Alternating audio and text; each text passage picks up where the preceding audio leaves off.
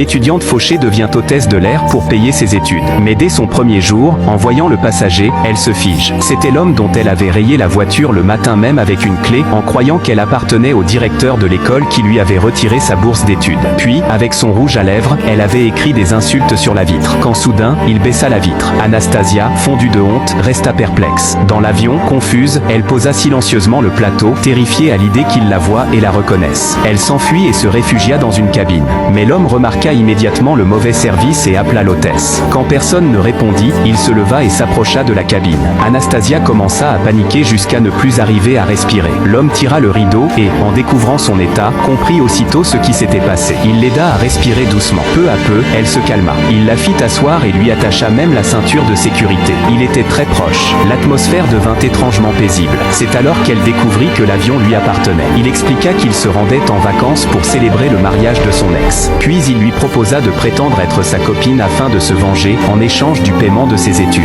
Au début, elle refusa. Mais en pensant à son école, elle accepta. Ce jour-là, il la ramena dans une voiture de luxe au lieu prévu. Toutes les femmes étaient habillées comme des princesses, élégantes et sûres d'elles. Elles lancèrent des regards de mépris à cause de la tenue simple de la copine du milliardaire. Quant à Anastasia, elle se moquait de leurs regards. Mais en entrant dans la chambre de l'hôtel, elle resta éblouie. Pour la première fois, elle était hébergée dans un hôtel 5 étoiles. L'homme, froid et blessé dans son orgueil, lui demanda de bien se préparer. Anastasia, naïve, enfila une combinaison d'adolescente. Il fit alors venir des dizaines de chapeaux et des centaines de robes, chacune valant une fortune, déterminée à transformer son apparence. Anastasia, loin d'être gênée, entra dans le jeu. Elle essaya toutes les robes et les accessoires un à un. Assis face à elle, il se montrait incroyablement exigeant. Aucune tenue ne lui convenait, malgré leur beauté évidente. Il ne cessait de secouer la tête. Elle, au contraire, ne se vexait pas. Elle profitait de l'expérience. Plus tard dans l'après-midi, une fois prête, son ex, qu'il avait autrefois regardé de haut, la détailla de la tête aux pieds. Même lui resta ébloui. Il but une gorgée d'eau et ressentit quelque chose d'étrange.